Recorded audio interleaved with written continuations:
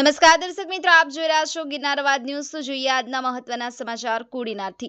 Prohibition સાથે સંકળાયેલ મહિલાઓના પુનર્વસન માટે શ્રી સુરત મહિલા વિકાસ સહકારી મંડળી સાથે મળી સેમિનારનું આયોજન કરતી Kodinar police.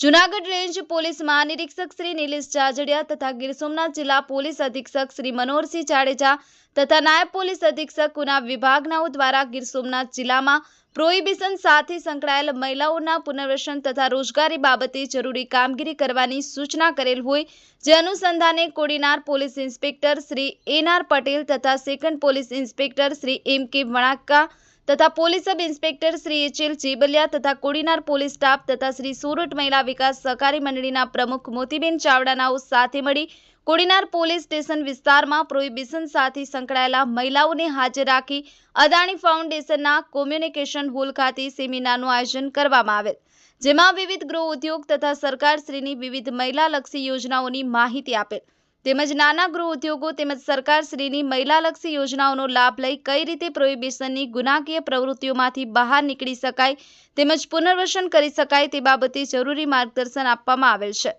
Bureau report, Girnar અવાજ ન્યૂઝ, રમેશ સત્યની સાથે।